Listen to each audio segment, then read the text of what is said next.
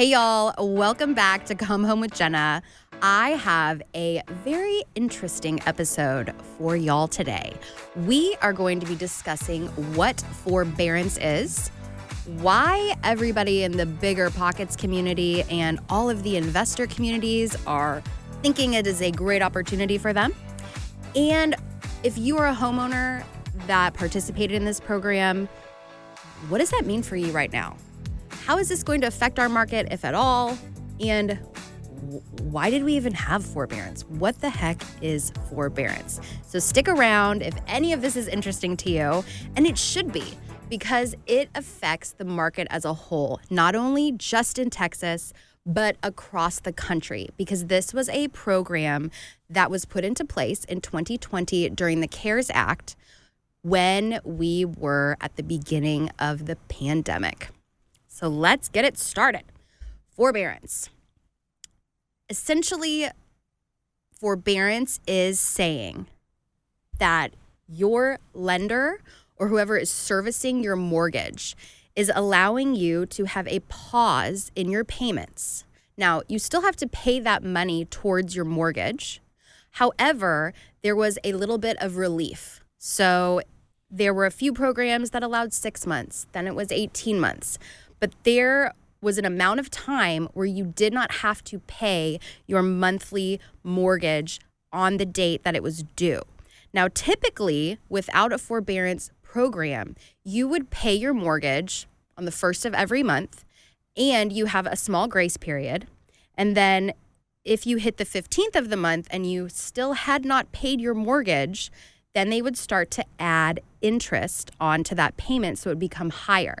Now, if you went an extended period of time without paying your mortgage, whoever's holding your mortgage could repossess your house and you would go into what's called foreclosure.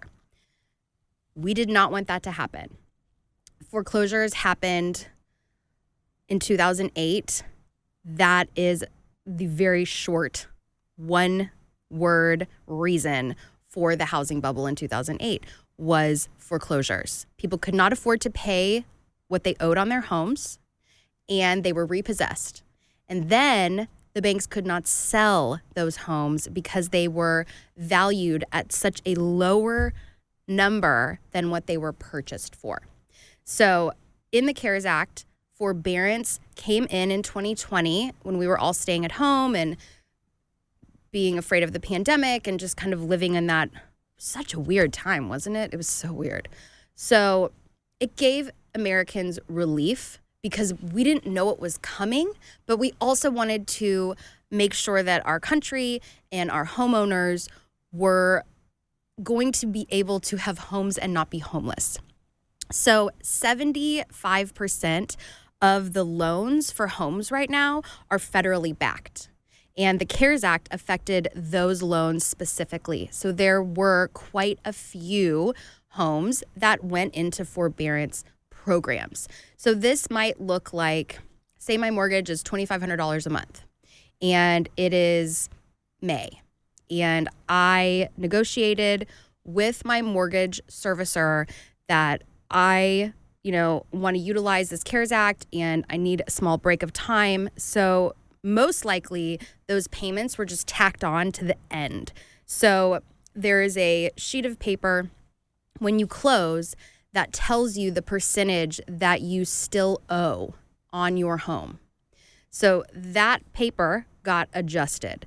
So if you were supposed to be done paying off your mortgage in 2050 and you took 6 months off, now you might be done paying off your mortgage in 2051.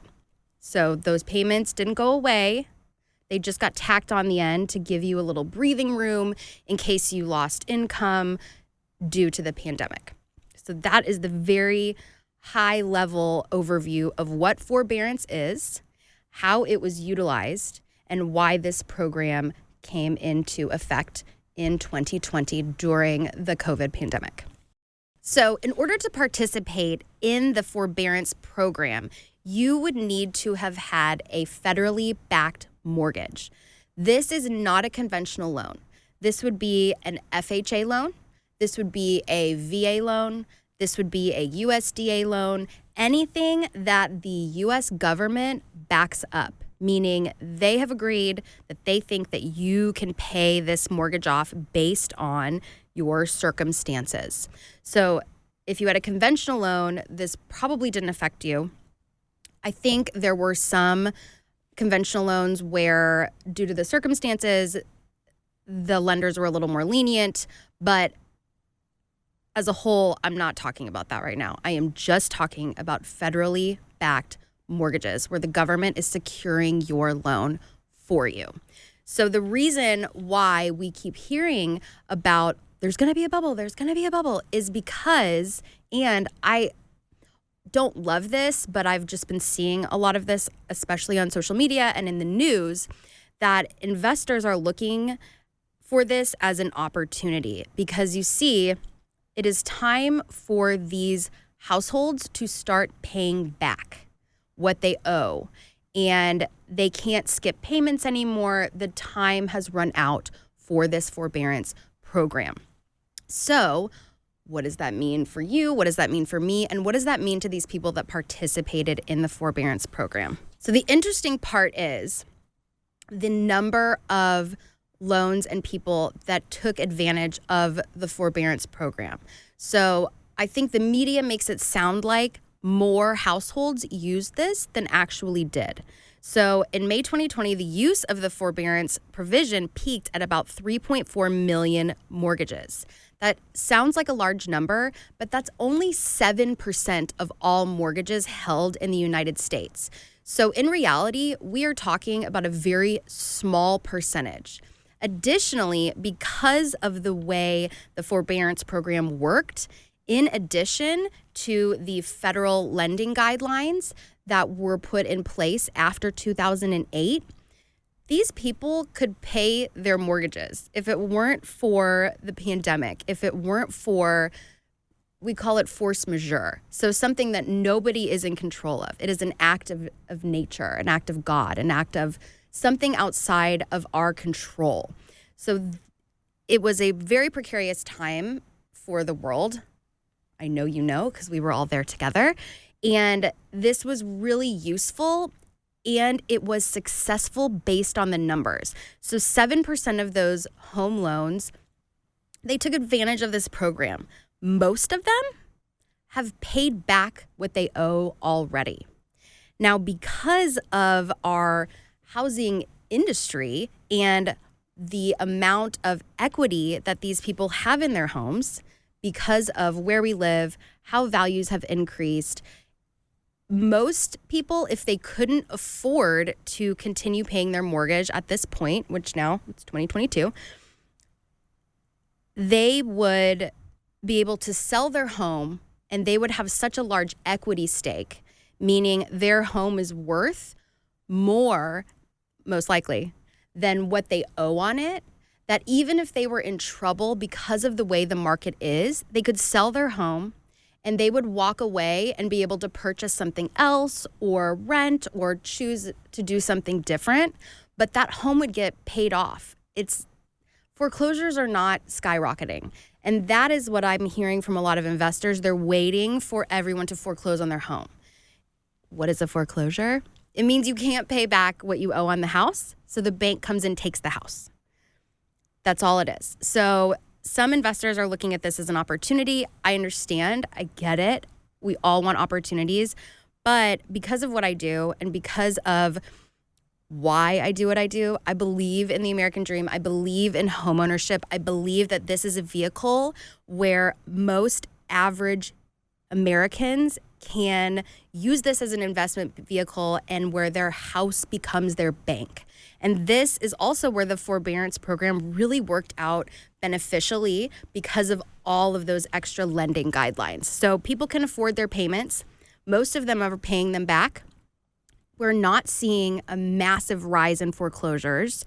And we are seeing such a value that homeowners have within those homes that if they were in trouble, they could sell those houses and they would not go into foreclosure because that would pay off the balance on their loan. And in most cases, they would pocket money on top of that. So I hope this was helpful. I hope this clarified what exactly forbearance was, why the United States decided it was a good idea to put this program in place for our citizens, and what's happening with it now. And also, I want to dispel any fear. I do not want you to be afraid that you've just purchased your first home or your 31st home and all of your neighbors are going to foreclose. That's just not what we're seeing. The data is not there for that. And home prices are remaining stable, especially where I am. In fact, across the country this past month, they've risen 5%. So it's not 25%, but that's crazy. That did happen here at the beginning of the year. But I just don't think that you need to be afraid of looking at your home as an investment because of this program. So this program was good. It was utilized well by those who needed it. And most of those people have already paid back what they owe, which is really remarkable. So I know this was a little bit of a confusing topic, but I hope if you use this program, you understand how it was good for you. I hope if you didn't use this program, you understand how it was good for your fellow citizen. And I hope that you are not concerned about a bubble because of some impending foreclosure doom crisis. So I am so excited because I had one of my very first emails come in, and it was actually a little bit about this topic. So this listener wrote in and they told me about their forbearance experience. So this is not a unique story, and I just think it's so cool to share our stories and our experiences with homeownership. So this person owned their own small business. So when everything shut down in 2020, they had to lay off a lot of their employees, and their income essentially went from here to here. And because they had a VA loan, which is backed by the United States, they could participate in this forbearance program. So they could take that time, stay at home, be safe, and kind of reorg their business. And they didn't lose their house, even though with everything happening, they could not afford to make those mortgage payments. This person went on to tell me that they have already paid back what they owe. Their business is booming, which I love to hear. We are all about small businesses and entrepreneurship. It's one of my greatest passions. And I just love to hear when we have programs that are utilized the way that they were intended and they work for people, just like me, just like you, other homeowners, and they didn't lose their home. Because that would breaks my heart, especially in the light of something as impactful as a global pandemic. Nobody wants to be homeless. So thank you so much for sharing that email. Thank you for sharing your story. And I'm glad that it worked out for you. All right, we have a Texas tip. Actually, I have two sort of related Texas tips. Texas is really big. I don't think people understand that you can drive for 8 hours and not leave the state. This also means that a lot of our roads are really dark at night. And if you don't have halogen bulbs, it's extra dark. It's lovely if you're camping and you want to look at the sky. It's really terrible if you're driving and you don't know where you're going. So I got in a little bit of a pickle and something happened to my car. I'm not very good at cars. Shocking, I know. I'm really only good at houses. Cars are not in my wheelhouse. So I had to pull over. My car is stuck and my battery is dead and it is dark. And I am so glad that I always have a flashlight and a gallon jug of water. Now, that gallon jug of water typically is used for the really dry ground, and I have to put like a sign in the ground with my name on it because I'm selling a house. But I drank that sucker because it was dark and I was thirsty. So I'm telling you, if you are driving across Texas and you know that you're going to be somewhere where there's nothing and nobody, have some water and pack a flashlight. You'll thank me later. And that's your Texas tip. As always, if you guys have questions, hit me up. I want to help you. I'd also love to hear your personal stories about forbearance. So if you are somebody who utilized this program and it worked out well for you, I would love to talk to you. I would love to hear your story. I think it's fascinating. I think that this is one of those programs where I'm really proud of our country, and I'm really proud of how we stuck together through a really difficult time. So I will talk to you guys next week. And don't forget, like, share, review, follow.